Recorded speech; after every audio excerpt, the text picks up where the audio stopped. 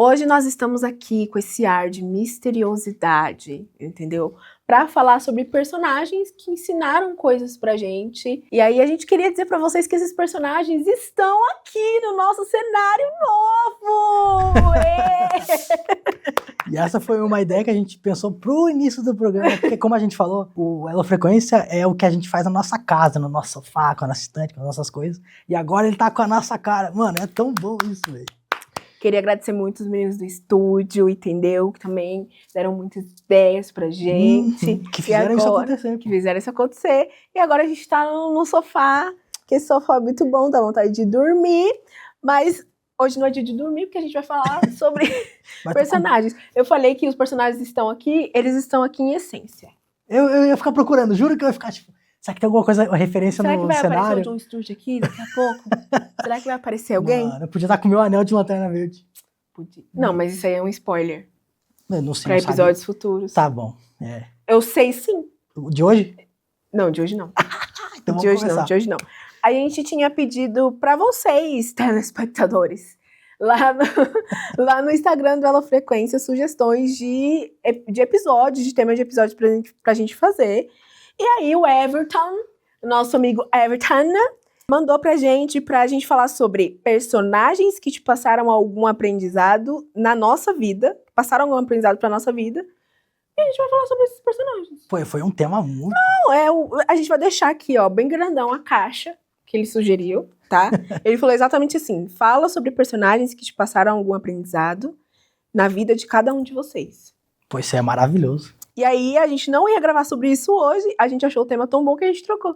Inclusive, é meio que de improviso, tá? Então vamos ver o que sai. Porque, exatamente. Everton, se você não comentar nesse vídeo, a gente nunca mais vai fazer nada do que você falar. Vamos bloquear o Everton. Bloquear você, da software. Pô, o cara deu uma puta ideia, né? Não quero mais falar com você. Muito obrigada pela sugestão e nós vamos começar depois da vinheta.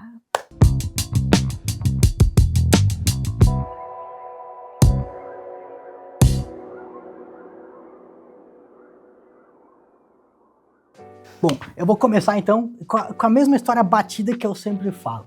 Que eu aprendi a ler quadrinhos, que eu aprendi a desenhar, escrever, eu me alfabetizei pelos quadrinhos e muito disso veio por causa do Cascão. Uhum. Tipo, pô, o Cascão, em essência, ele é a mesma coisa que o Chaves. Que é um menino um pouco mais humilde, ele é o cara da periferia, que ele é extremamente inteligente, ele faz os brinquedos dele, ele tem muita referência de filme, de quadrinho, de série do que ele consome, ele bota isso nas essências, nas brincadeiras dele e deixa tudo muito mais divertido, muito mais legal que os brinquedos tecnológicos, tipo do Kiko, que eram as referências que a gente tinha, ou do Cebolinha, né? E eu acho que o aprendizado que o Cascão me passou primeiro foi usar o que eu tenho ao meu favor. Tipo, não é muito, mas é gigante. É a sabedoria, é a criatividade. Eu acho que a criatividade do Cascão é a mais legal. E aí tem um quadrinho dele que é do Camilo Solano, acho que é o nome do autor, que fez lá pra MSP, que é Cascão Temporal. E esse é um quadrinho que pegou a essência desse negócio e aumentou, saca? Então é um dia chuvoso que o Cascão queria passar na casa do amigo, mas não vai dar porque a mãe dele vai sair, vai viajar e não quer deixar ele sozinho, aí o Cebolinha não pode receber ele fica na casa de um tio. E aí o tio dele, tipo, mano, o que eu vou fazer com aquele tio lá que é mó chatão, não brinca, não sabe, não entende nada das minhas referências, não tem o que eu fazer com ele, o que eu vou fazer lá? Só que ele chega na casa do tio e aí, tipo, vou descer lá no sótão brincar lá. No porão, né? Uhum. E aí ele encontra um mundo mágico lá, que o tio dele gostava das referências das mesmas coisas que ele gosta também. Então, tipo, tem quadrinho, tem bonequinha, tem carrinho de rolimã, os caramba. Uhum. E ver eles trocando sobre isso, uma coisa que foi passada indiretamente, sem eles terem conversado, meio que tipo, da imaginação, do cenário de cada um deles. É uma coisa que conversa muito comigo também, sabe? Que eu fazia meus próprios brinquedos, brincava de taco na rua, fazia meus carrinhos de rolimã, os caramba. Desenhar, comecei por causa deles. Então, tipo, tem muita coisa que eu não tinha condição de comprar o gibi na época, eu comprava aí acabava com o final aberto, o que eu ia fazer? Eu ia escrever a história na minha cabeça. Isso é legal. Eu ia brisar, tipo, acabou assim, então eu acho que o final vai ser tal coisa. E lá desenhava uns negócios nada a ver. Então eu acho que eu aprendi muita coisa com o Cascão mesmo. Inclusive, meu primeiro quadrinho do Cascão chama Louco por um Gibi. É verdade, né? Você tem em casa. Então, eu acho que ele me ensinou muita coisa e o que eu sou hoje é por causa do Cascão. Que fofo, o Cascão é preto. Esse é um debate, eu acho que é. Você acha que é? Eu acho que é. E aí o pessoal bota um pouco a carga em cima dele, que é uma má representação e tal. E não é porque tem a Cascuda. A Cascuda é uma personagem branca. Ela tem o cabelinho enroladinho também e tal, mas é uma personagem branca. E ela também tem essa cena de não querer tomar banho. Que é o que pesa um pouco pro Cascão, mas a gente sabe que as crianças, quando são crianças, não querem tomar banho, elas querem ficar brincando na rua, cara. Quanto mais tempo eu querer brincar aqui. É verdade. Não é? Eu lembro da minha mãe. Milena, entra! Mas eu não quero entrar aí, vai tomar banho. Tá cedo, 9 horas. 9 horas. Nossa, teve uma vez que eu tava brincando de esconde-esconde na rua. 8 horas da noite. Minha mãe falou, se você não passar aqui agora pra tomar banho, eu vou lhe pegar. Entra, passa. É. Agora. E só que minha mãe ela só ameaçava, né? Ela brigava, assim. A gente não vai entrar nesse assunto. Não. Eu acho que eu posso falar o meu personagem, pode, então, né? Posso? Por favor. Pode, né, gente? Vai cortar o assunto, vai Deixa cortar. aí. Teve uma época da minha vida de leitora que eu tava muito... Qual é o significado do livro pra mim, sabe? Não tô gostando de muita coisa que eu tô lendo, não. Não tô gostando, não sei. Tá complicada essa relação aqui, essa relação tá tóxica.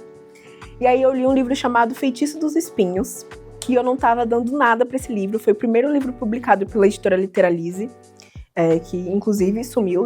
Literalize, por gentileza, volte. Mas foi uma editora que surgiu com a proposta de trazer livros mais jovens, diversos e tudo mais. E aí eu li, aí eu peguei o Feitiço dos Espinhos pra ler, não sei se eu recebi, eu comprei, acho que eu comprei. E aí tem a protagonista, ela é órfã e ela mora numa biblioteca. Ela vai aprender a ser uma guardiã dos livros. Aí mistura fantasia, né? Tem os livros que cada livro, ele tá ali dentro de um nível de perigo. Tem os livros que são mais suaves. E passou, sei lá, dos 5, irmão, você já precisa tomar cuidado, entendeu? E aí eles são fechados, encadeados e tudo mais. E ela tá aprendendo ali, a guardiã dos livros também, ela admira muito uma mulher que tem lá. Só que um dia dá bosta porque um livro consegue romper, consegue sair, ele é muito perigoso. E ela consegue controlar esse livro. Ela tem uma espada chamada Genocida. É Genocida o nome? Não lembro.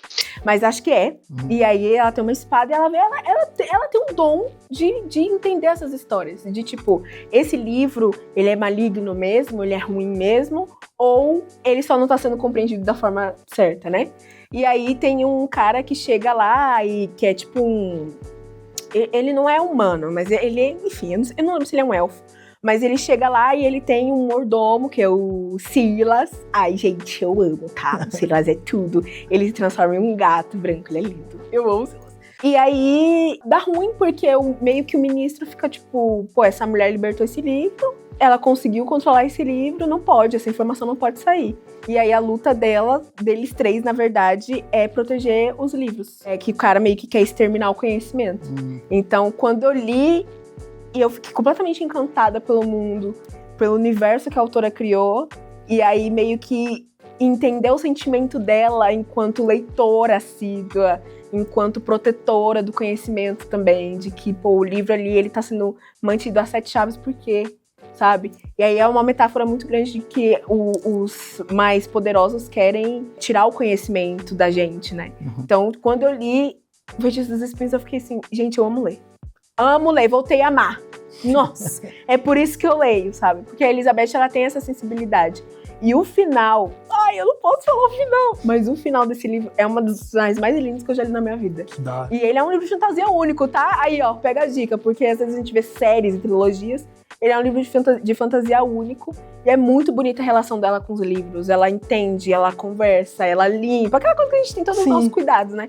Mas de tipo... Todo mundo tá falando que você tem alguma informação que não deveria ser passada adiante. O que é, sabe? Eu quero saber. Então, eu acho que ela me ensinou a voltar a amar os livros, a entender o significado de ser uma leitora, sabe? De amar histórias. Nossa, eu amo muito esse livro, você precisa ler. Isso é tão legal. Me lembrou muito o livro de Eli, o filme.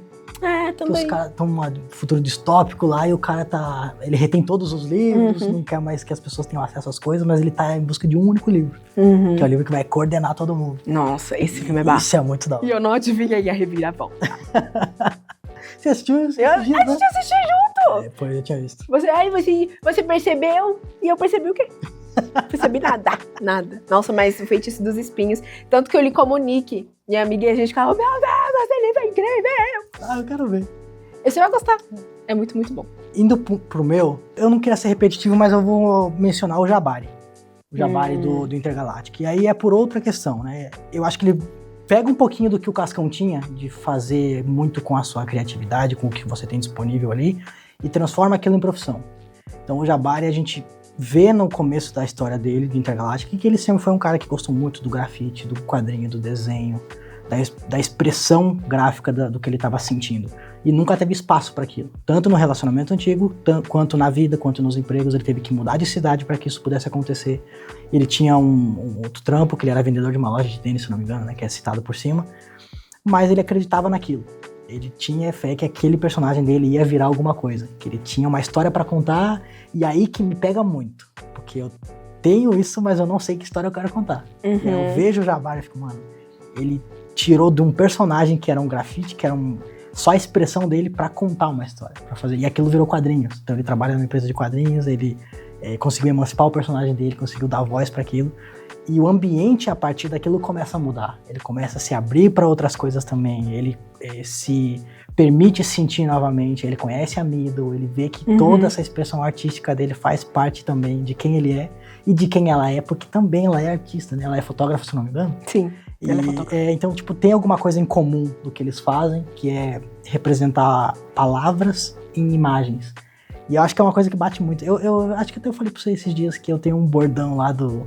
Não sei me expressar com palavras, não sei falar, pra mim é muito mais fácil desenhar e mostrar. Eu acho que o Jabari é um ponto que me trouxe isso de volta.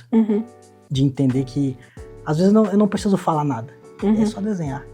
É basicamente aquele ditado, né? Não entendeu o que é que eu desenhei? Mas você falando que não sabe falar, imagina se soubesse. Eu acho que eu enrolo demais e eu não toco no ponto que eu quero. Sabe? Se eu não escrever e não pontuar cada coisa, eu acho que eu viajo pra cá, pra lá. Mas eu acho que isso aí... Não sei, acho que isso aí eu me identifico um pouco também. Se eu escrevo o que eu quero falar, não necessariamente, né, ao pé da letra, mas se eu tenho os tópicos ali, eu vou tocar em cada tópico sem esquecer de nada, né? Se não, eu vou. Tô indo. Ninguém tá vendo. Deixa me levar. Deixa me levar. Deixa a vida me levar. Vida leva eu. Deixa a vida me levar.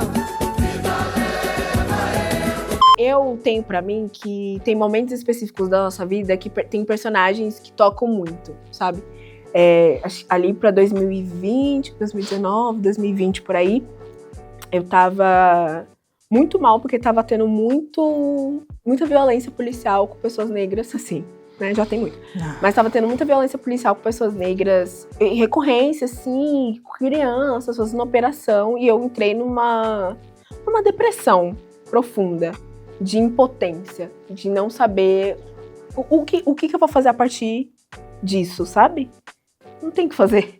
E aí eu trabalhava no Dark Side ainda, e a Raquel disse que eu precisava de psicólogo e tal, terapia. E foi a partir disso que eu comecei a fazer terapia. Só que eu acho que teve um livro que me encontrou, e foi quando eu comecei a fazer... Uma das primeiras vezes que eu fui paga pra falar sobre livros também. Teve um livro que me encontrou que foi Lendários. Que eu sempre vou pontuar Lendários quando eu falar, tipo, o processo de me entender enquanto uma pessoa negra e tudo mais, Lendários teve esse papel pra mim. Mais especificamente a Bri, porque tem um momento do livro em que ela faz uma viagem ancestral. E ela percebe que nessa viagem... Nossa, essa parte do livro eu chorei muito, tá? E ela percebe que nessa viagem ancestral, a história dela, das ancestrais dela, porque é completamente matriarcal ali, das ancestrais dela, é uma história de violência. Sabe? Sim. Tipo, ela volta na época da escravização, ela vê o que a mãe dela passou, a avó, a bisa, e ela fica assim, impotente. Tipo, o que eu vou fazer a partir dali? Aí eu me vi nela. Eu falei assim, é exatamente isso. O que eu vou fazer a partir daqui? Não sei. E aí a forma como tem uma reviravolta muito grande na história, em que ela basicamente fala, eu já sou uma ancestral e o meu lugar é aqui. Porque, pra quem não sabe, Lendários é um reconto, uma releitura das lendas arturianas. Então, a Bri, ela vai pra uma faculdade onde ela quer saber o que aconteceu com a mãe dela. E aí, quando ela chega nessa faculdade, tem como é que fala? A Távola Redonda do Rei Arthur. E os descendentes da Távola Redonda, né? E aí, ela quer entrar. porque a mãe dela participou daquilo e ela quer entrar. Só que ela é a única menina negra no meio de um monte de ariano lá da arturiano. E aí, ela começa a entrar lá, ela meio que usa um menino que se fala que esse menino é o descendente de Arthur. Ele se apaixona por ela fala assim, palmitareis, mas te usareis. Aí ela usa esse menino. E tudo mais, aí tem tudo, tem demônio, tem um monte de coisa. Isso aqui é específico dessa parte de que ela estuda numa universidade que foi construída a partir de um cemitério de pessoas escravizadas. Ela faz terapia, ela faz muita terapia pra se entender enquanto o que meu corpo significa nesse lugar. Ela sofre muitas microagressões, muitas violências nesse lugar, nessa faculdade, mas ela não desiste de tentar entender o que aconteceu com a mãe dela. E tentar entender que este corpo, esse meu corpo negro das minhas ancestrais, ele existe por uma razão. E ele vai continuar aqui, sabe? Quando eu terminei o livro, eu falei, olha, muito obrigada, minha querida, por ter me ensinado que eu não posso desistir disso, por mais que isso me machuque, sabe? Sim. Porque a história, ela vai continuar ali, infelizmente, em cima de uma violência. Mas é a partir daquilo que ela ressignifica, sabe? Sim. E aí, pra mim, pegou... Eu não digo que eu encontrei Lendários. Lendários me encontrou, nossa, sabe? Isso é profundo. Então, filósofa contemporânea. Filósofa contemporânea. Milene Nevoar. E é isso, eu amo a Bri, eu amo Lendários, eu defendo. Vou falar que ela é chata. Olha aqui. Vou pegar vocês. Mas a Bri nossa, ela é meu xodózinho. Isso é tão bom. Um ponto de encontro sobre isso é quando a gente entende o que a gente significa, mas também entende que a gente está envelhecendo, está amadurecendo e as referências precisam ser outras. Em questão de ancestralidade, reproduzir aquilo que foi passado, mas de uma nova roupagem, né? De uma nova maneira, de uma nova comunicação atual, presente, inclusiva. E pra mim esse ponto foi o Jefferson Pierce, o Raio Negro. Porque eu tinha muita brisa do Super Choque quando eu era mais novo, tal. Foi o que me ensinou o que era ser um menino preto, o que era se viver na periferia, como é que era a relação com a polícia, com as autoridades, com os lugares que eu não pertencia. Chegar num pico de burguês lá e ver que eu vou estar sendo olhado, vou estar sendo criticado e tal.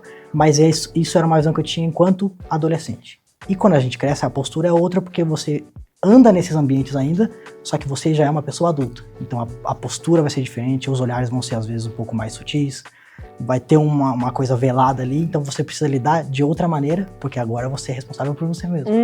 Então o Jefferson, ele saiu do Beco do Suicídio, que é a periferia onde ele cresceu e tal, mas ele nunca esqueceu o lugar de onde ele veio. Então, a todo tempo ele eu preciso educar meus alunos, eu preciso corrigir o que foi errado, alguma coisa que está dentro do meu alcance, lutar contra o sistema, ensinar aquelas pessoas o que elas significam, o que elas podem fazer, mas daqui de onde eu tô, eu não posso fazer, porque ele foi pro centro de Metrópolis, né? Aí se formou lá e depois ele volta, justamente para fazer isso na linha de frente, em contato com esses alunos, em contato com essas pessoas. E às vezes eu faço a mesma coisa, eu penso, cara, eu sou o Jefferson Pierce, mano. E é muito legal, mano. E aí vem esse ponto de amadurecimento que a gente precisa romper, tipo uma casquinha de noz assim, dura pra caramba, aí você abre dentro, tem um bagulho que você pode comer, desfrutar, sabe? Isso é meio filosófico também. Nossa, filósofo contemporâneo, sempre. E acompanhar o Raio Negro nessa jornada de professor, de homem preto, aí também ele é o pai de família, ele tem as filhas pra cuidar, tem a esposa pra tomar conta e entender o que ela significa, né? Todas são intersecções que ele precisa adotar para saber como é que ele vai agir como uma pessoa autônoma, né? Por ele mesmo. E aí ele entende o que uma aluna preta passa, ele entende o que um aluno preto passa, porque ele também já passou por aquilo, porque ele tá vendo as filhas dele passar por aquilo, viu a esposa, ouviu as pessoas em volta, ouviu a mãe. Então, mano, é tanta coisinha, tanto detalhezinho que as pessoas deixam isso passar batido. E às vezes eu leria uma história do Jefferson Pierce sem se transformar em Raio Negro. Que é basicamente o que a série faz, né? Sim. Ela é muito mais professor Jefferson do que o Raio Negro. E às vezes que ele aparece é legal e tal, mas eu acho que eu veria só o Jefferson mesmo, sabe? E é uma coisa que eu pego pra mim hoje. Eu tento me portar dessas maneiras, entender as microagressões, os convites, os olhares, aonde eu sou bem aceito ou não, porque veio de um lugar que não era meu. Mas agora eu tô aqui pra tentar mudar essa coisa aqui. E trazer os meus junto comigo. O lugar de onde eu vim, o que eu significo, o que eu conto, as minhas vivências, minhas experiências. Minhas dores também, por que não? Fazem parte de quem eu sou. E o Jefferson foi o personagem que mais me ensinou isso. Eu tenho essa brisa às vezes. Isso é fofo. É fofinho? Isso é fofinho. Uai. Ai, I love Jefferson Prince. Mas tava falando de não esquecer de onde você veio. Quando ninguém está olhando, da Alyssa Cole. Alyssa Cole. Porque a Alyssa Cole, ela escreve tudo, né? Ela escreve romance histórico, ela escreve suspense, ela escreve romance, só romance. Ela, tô aqui, gente, tô escrevendo tudo. Quando eu li esse livro, eu fiquei um pouco chocada com a escrita dela, porque eu só tinha lido romance histórico, um negocinho ali pra matar, mas peito de frango. Esse não, esse é 100% suspense. E é basicamente a história da Sydney. Ela mora no Brooklyn, se eu não me engano. E aí o pessoal o livro começa com ela na janela, não, ou na rua. Enfim, ela tá em algum lugar. Dali, e ela encontra esse pessoal do turismo e tudo mais. E, gente, aqui é o Brooklyn. Aqui é a história do Brooklyn. E quando a mulher conta a história do Brooklyn, ela fica assim... Como assim? Querida, essa história tá errada. Essa não é a história do Brooklyn. E aí ela começa a pensar em tipo... Tá, eu tô nesse lugar aqui. Basicamente, esse lugar é a minha família também, que... Eu nasci e cresci aqui nesse lugar, nessa vizinhança. Tem todas as pessoas que eu conheço que criaram Brooklyn. E aí começa a vir uma gentrificação por esse lugar de vamos pagar essas pessoas para sair daqui enquanto a gente vai criar empresas e tudo mais. Ela começa a ficar revoltada com isso. Ela fala, não, aqui não.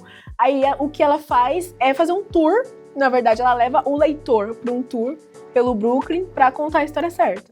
Então ela vai no vizinho, ela vai na igreja, ela vai na prefeitura procurar registros, ela descobre que tem um lugar ali que tipo, foi construído em cima de um cemitério que enterraram pessoas indígenas. Então ela descobre basicamente o que ela não sabia sobre o Brooklyn, que ela quer fazer do jeito certo, sabe? E aí acontecem umas coisas assim de suspense, tipo Corra. Todo mundo fala que esse livro parece muito Corra. Eu não acho que parece 100%, mas eu entendo a comparação, sabe? E aí é você basicamente apagar uma cultura inteira, um povo inteiro, pra você construir empresas, capitalismo, né, pessoas, pra acabar com tudo, pra acabar com uma história. E aí quando eu li esse livro eu fiquei muito empolgada, engajada em tipo... Nossa, eu acho que é assim que eu vou fazer as minhas resenhas agora. De, tipo, procurar muitas referências, as coisas, pra eu começar a falar do jeito certo. Porque olha o que essa personagem tá fazendo. E ela fazendo quase tudo sozinha, tá? Olha o que essa personagem tá fazendo a partir do momento que ninguém quer fazer isso com ela. Ela tá arriscando a vida dela, basicamente, pra lutar contra um sistema, sabe? E aí eu pensei muito sobre isso, de o nosso corpo... Ninguém quer saber as nossas histórias. Só quer saber as nossas histórias a partir de uma violência. E sim, ela descobre muita violência, mas ela sabe que aquele lugar ali é um lugar de afeto também, sabe? Sim. Então eu lembro muito, tipo, de onde eu nasci, que foi no Grajaú. Foi um lugar que mudou muito. Foi um lugar que gentrificou muito, infelizmente. Teve o trem, que foi para fácil acesso, será? Academia, muito mercado, muito mini shopping, não sei o quê. Muita gente se mudou, muita gente foi embora. E... depois de um tempo eu acho que esse lugar aqui não é mais tão acolhedor pra mim. É um lugar de estranhos, sabe? E aí eu fiquei pensando, em que momento a gente chegou nisso, sabe? Aí quando eu li o livro eu fiquei, porra, é verdade, em que momento a gente chegou nisso? Eu não olho pro lado, não sei mais quem é fulano, olho pro outro, não sei mais quem é ciclano e tal. E aí, enfim, no livro tem todo um motivo porquê.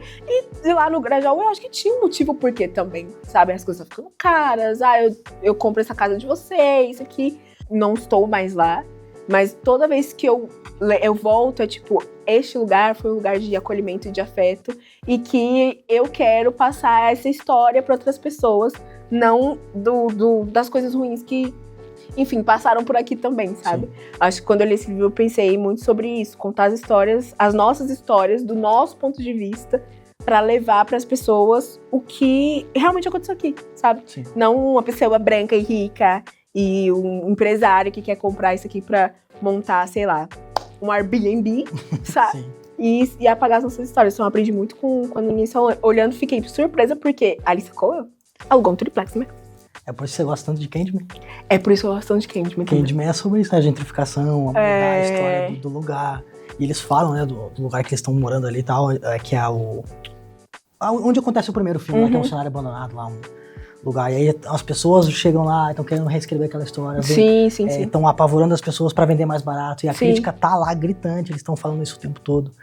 E é uma parte de quem a gente é também. Então, tipo, pô, você tá contando uma parte do que eu vivi aí, não é nada disso. E como é que vai ficar a minha imagem, minhas vivências, os meus próximos? Sim. Indo nesse caminho, eu vou mudar o meu tava Você aqui, vai mudar? Porque um que me levou pra isso e fazendo um costurado com outros personagens foi o Hardware da Milestone também, que é do Dennis Cohen. Que ele basicamente é criado por um bilionário branco que paga as faculdades, paga tudo por ele, porque ele viu o potencial naquele menino, que ele era um super gênio. Então ele lidava com mecânica, com tecnologia, com engenharia e arquitetura desde pequeno, e ele sabia fazer coisas maravilhosas, inventos que revolucionaram a humanidade. Então ele vai lá, tira o menino da periferia, cuida dele, leva pra meio que um orfanato, uma parada assim que é... onde ele cuida dele, né? Onde ele vive e mora. E ele fica taxado como o preto metido, o preto riquinho e tal. Só que ele não é aquela pessoa. Ele tá aproveitando uma oportunidade que ele teve pra tentar mudar o cenário, enfim. E o Alva, que é esse cara que adotou ele, meio que começa a usar essas tecnologias dele pra fazer armamento pros Estados Unidos. E aí, quando a merda aperta, ele bota a culpa nesse cara. E aí você sabe, né? Quem é que vai levar a culpa? Se é o cara branco, que é o patrocinador, é a empresa por trás daquilo, ou se é só um engenheiro preto. Então, quando ele percebe isso, ele usa todo o conhecimento dele pra fazer uma armadura. E antes dessa armadura, vem uma pele negra que cobre ele, tipo, deixa a pele dele ainda mais escura. Então ele fica... É uma analogia ao preto retinto. Se vocês querem o que eu tenho, então agora eu vou vestir isso. E ele veste a armadura, ele é todo tecnológico, ele usa tudo que ele sabe pra tentar combater isso. Porque o armamento dele já tá nas ruas, né? Então não é só pro militarismo americano, tá caindo nas ruas. Pra fazer guerra de gangue, pra dar ruim nesses lugares, aumentar o índice de morte, de violência, pra ele comprar os lugares e gentrificar. Então, tipo, tá tudo... É um esquema muito bem feito pelo Alva, pelas indústrias brancas, né? E Alva também, tipo, é um nome, né? E o que me pega é isso, né? Do quanto a mão que tá sendo estendida pra gente, ela é generosa ou ela tem uma intenção por trás. E isso me leva a pensar também na ideia de, pô, quais lugares que eu quero estar. O que me aceita bem. É a mesma coisa que do Jefferson Pierce, né? Sair daqui do beco do suicídio, tô num lugar melhor, mas será que esse lugar me quer?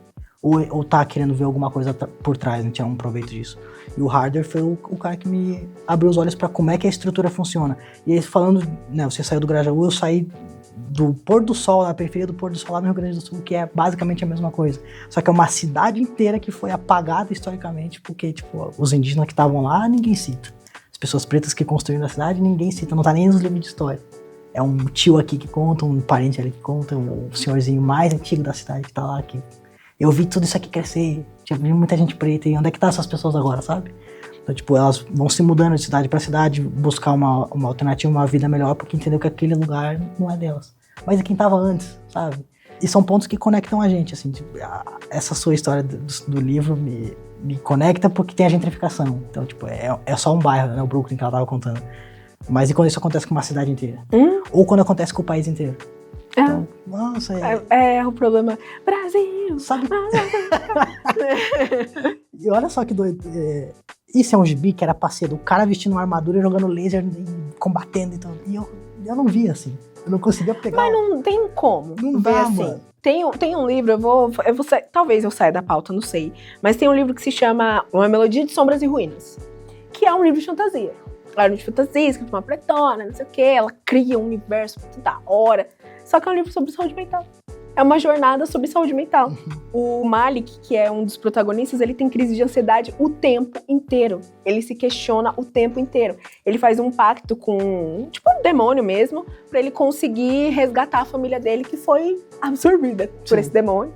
E aí ele vai com ele entra num festival, e esse festival vai dar um prêmio pra pessoa que ganhar, pro homem que ganhar, né, de ser um rei, sabe?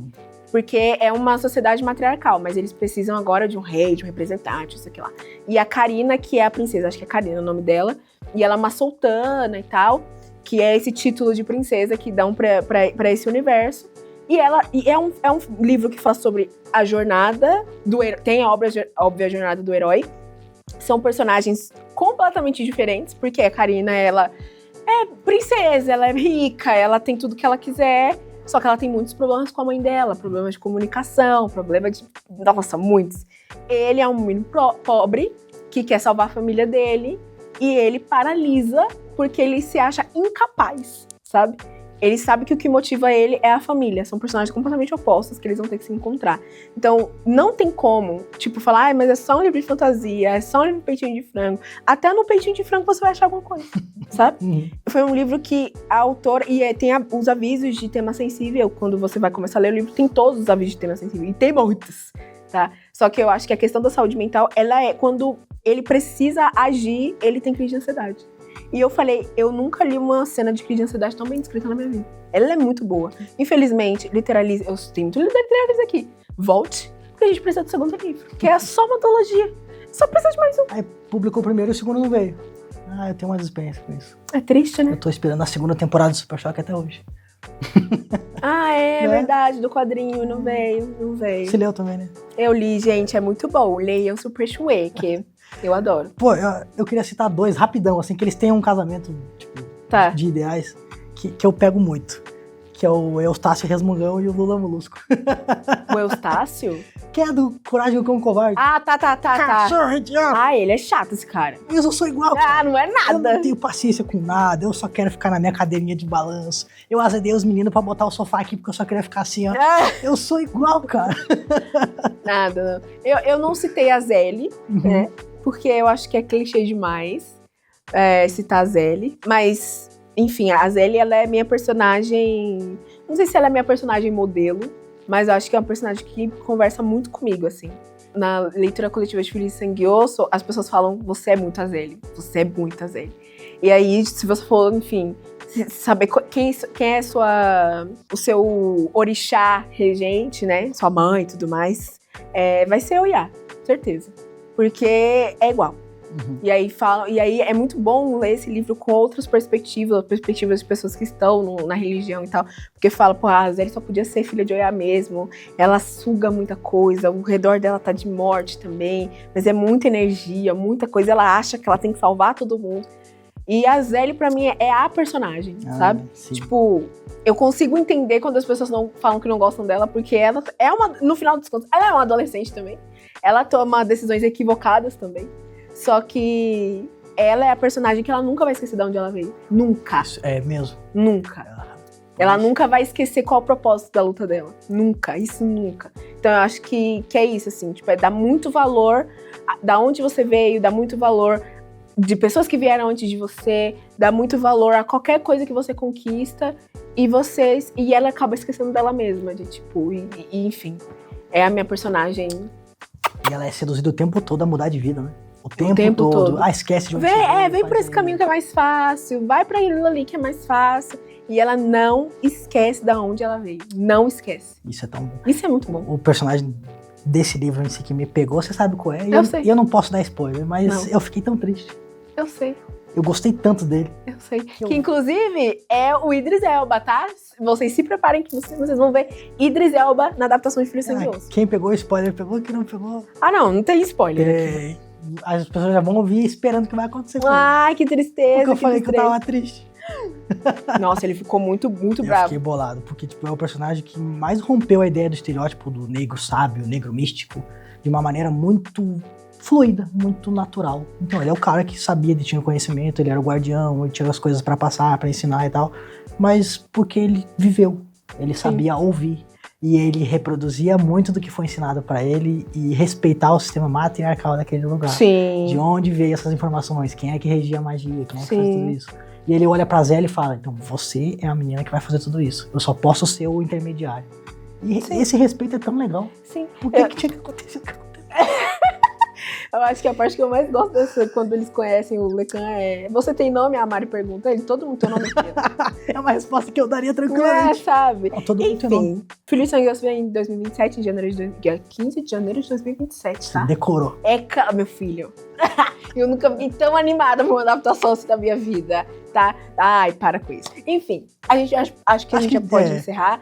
Everton, muito obrigada pela sugestão de tema. A gente amou bater um papo sobre. Acho que foi até melhor sobre o tema que a gente estava pensando. Eu acho que sim. Não foi? Foi uma recomendação muito inteligente. Muito inteligente. Assim, tem inúmeros personagens que a gente podia ficar aqui, sei lá, o dia inteiro falando de muitos personagens. Não só dos quadrinhos, não só das animações, mas, poxa, do cinema, das séries, enfim, Pô, tipo, dos animes. Você falou do ancestralidade, a gente podia ter falado de Kindred também, que traz muito disso, né? O que você faria. Verdade. Pô, tem tanta coisa. A gente pode fazer uma parte 2, quem sabe, talvez. Uma parte 2. Ó, se assim como o Everton, você quer deixar uma sugestão aqui, a gente abriu uma caixinha de perguntas no story do Elo Frequência. Algumas pessoas já mandaram algumas coisas, a gente tá fazendo uma seleção, mas deixe nos comentários sugestões de temas que vocês queriam ver aqui também, que vocês têm interesse de ver a gente trocar ideia, aloprar e viajar. Porque é sempre muito bom. A gente sempre separa uma lista de coisas e aí vai descartando. Tipo, isso aqui é muito cabeçudo, isso aqui é muito frágil de se falar, isso aqui é muito simples, isso aqui é muito legal. Mas a gente precisa saber o que vocês querem ouvir também, tipo, e a sugestão de vocês é sempre muito bem-vinda. Então, deixa nos comentários aí. E é isso, pessoas. Não se esqueçam de se inscrever aqui no canal da TV Perifacom. Não se esqueçam de seguir o Elo Frequência, seguir o Portal Perifacom, seguir o Manuel Taylor, seguir a Nevoada com 2 As. É muito perfil. É muito perfil pra se cuidar aqui desse lugar. Mas vale a pena. Segue todos eles que vale a pena. Exatamente. E também espere a gente no próximo episódio, que a gente vai falar talvez de polêmica. Sempre? A gente sempre fala de polêmica. É um episódio fofinho e outro paulado. Vamos ver. Sempre. É isso. Um beijo. Valeu, nós.